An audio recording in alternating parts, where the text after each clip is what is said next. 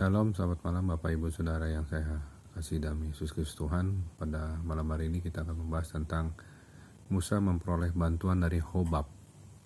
Ya, siapakah Hobab itu nanti kita akan bahas. Sebelumnya kita akan satu dalam doa.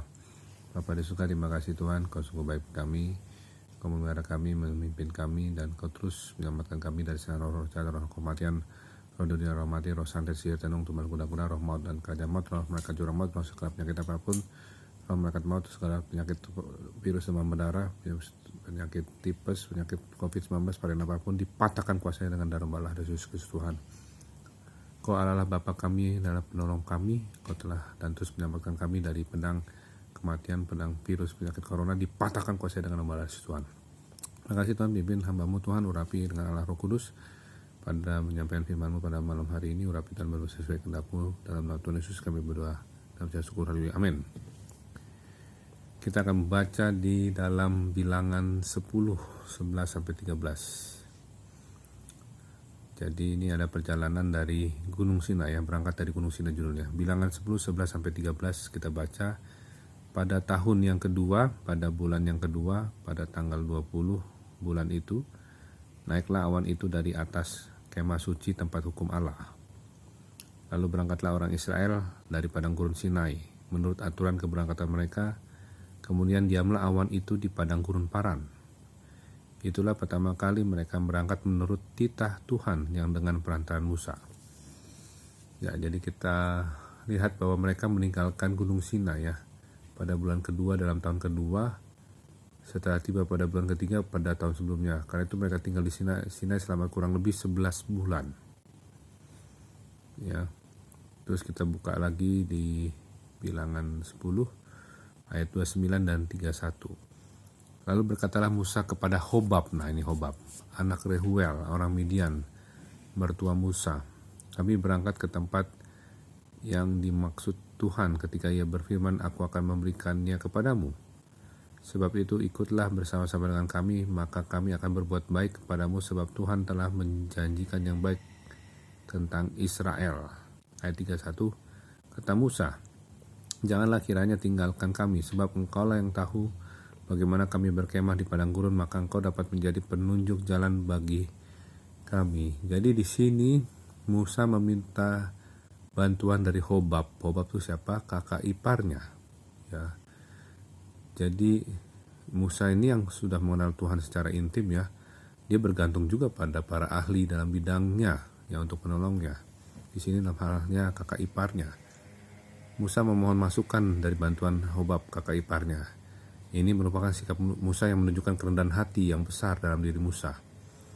Ya, ia bisa saja memiliki sikap bahwa ia tidak membutuhkan bantuan siapapun karena ia adalah seorang nabi Allah dan dia telah berjumpa dengan Allah muka dengan muka. Kerendahan hatilah yang dibutuhkan seseorang untuk bergantung kepada orang-orang lain. Ya, jadi di sini kita patut meminta Tuhan untuk melindungi kita dengan para spesialis ya, yang ahli-ahli. Ya, jadi di sini kita harus memberi kepada orang-orang di kepercayaan ya, supaya mereka tuh dapat membantu kita untuk menyelesaikan segala sesuatu. Sebab itu para hamba Tuhan patut meminta agar Tuhan memberi mereka para spesialis, maksudnya ahli-ahli dalam setiap bidang pelayanan, termasuk tukang-tukang yang ahli dan teknisi-teknisi.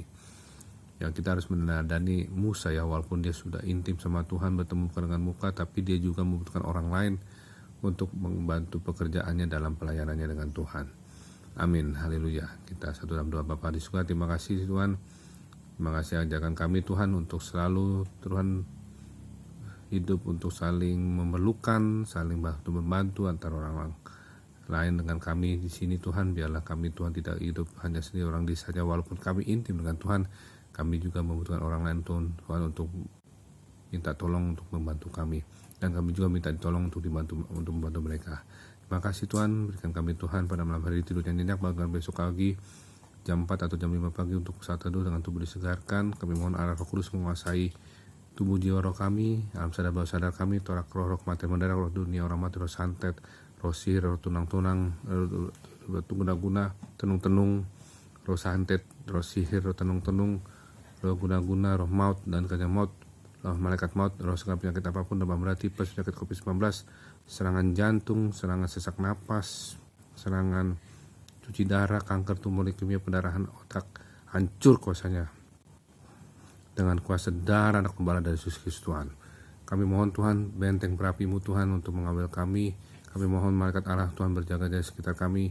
Kami mohon Tuhan Yesus, kuasa darah gembala dari Yesus Kristus Tuhan dicurahkan kepada kami, penuhi kami Tuhan. Terima kasih Bapa, kami percayakan doa kami ini di dalam nama Bapa dan Roh Kudus Yesus Kristus. Panjangkanlah umur kami sampai rapture-Mu Tuhan, meteraikanlah kami lalu Roh Kudus sampai menjelang hari penyelamatan. Dalam nama Tuhan Yesus kami berdoa, amin.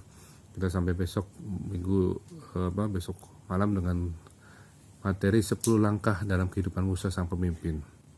Shalom, Tuhan Yesus memberkati. Amin.